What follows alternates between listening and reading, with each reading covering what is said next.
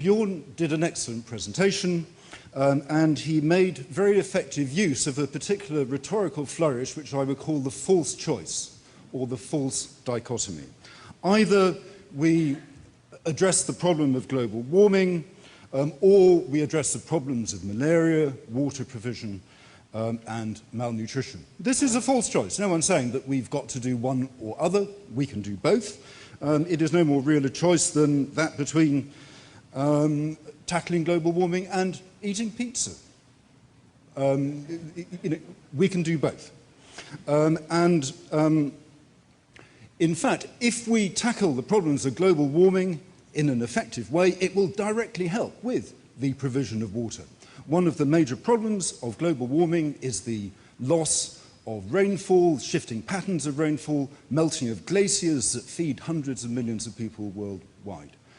So failing to deal with global warming is a huge step back on that fight. Likewise with malaria and other insect-borne disease, as temperatures rise, so these diseases will spread and become more prevalent and hold back development further. Now, the core point, though, actually, Bjorn very kindly began to make it for me.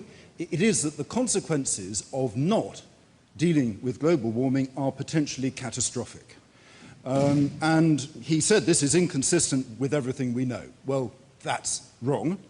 What we do know is that 55 million years ago, at a time called the Paleocene-Eocene thermal maximum, temperatures were 10 degrees warmer than they are now.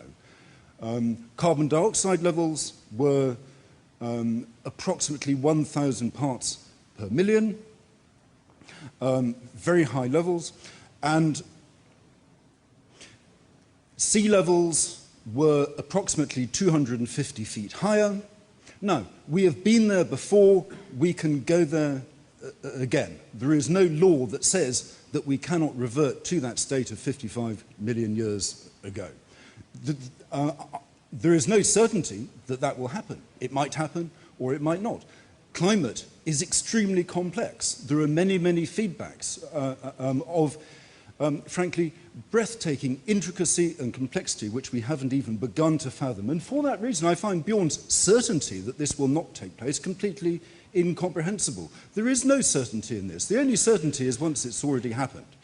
And given those uncertainties, our overwhelming priority must be to make sure that it does not happen. It is hard even to put a probability on it, but the facts are that the climate system is characterized by feedbacks, including some very powerful positive feedbacks, even with the 1 degree, in fact under 1 degree of temperature rise that we've had so far. These feedbacks are kicking into effect.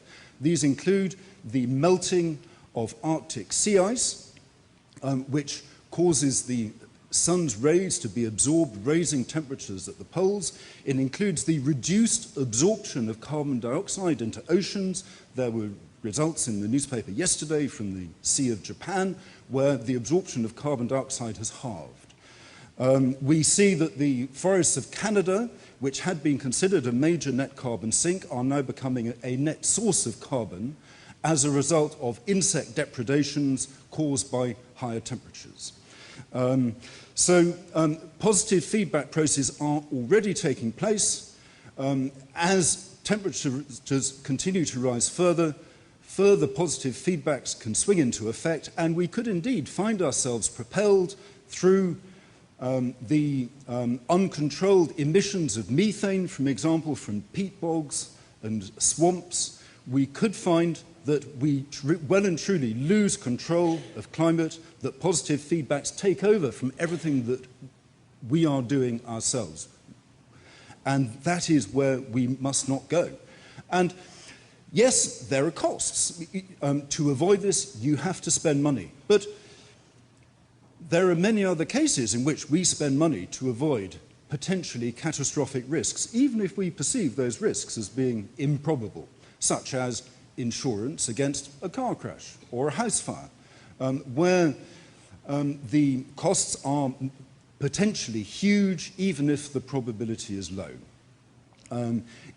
In this particular case, of course, we have to be mindful of the cost. We don't just want to throw unlimited amounts of money at this problem.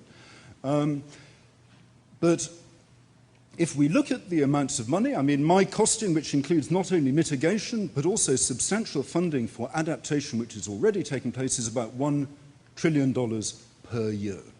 And that is roughly the same as what the world spends on weaponry and the military sector. So if we can afford to spend that on weapons, why can't we afford to spend it to prevent this potentially ruinous catastrophe that could come upon us? But I will go a stage further, and I will say that actually much of this isn't really cost at all. It is investment, because we need ultimately to move away from fossil fuels anyway. If we move away from fossil fuels sooner, before we have to because they run, that actually saves enormous economic cost. It saves the economic cost of $150 a barrel petrol, oil, and that is something that has caused America and other countries huge hardship. We can create new industries. We have huge idle workforces. We have huge idle productive capacity in industries that can be put back to work, building us a future free of fossil fuels. The world at the moment is ravaged by conflict, much of that conflict over access to fossil fuels. If we move to a fossil fuel-free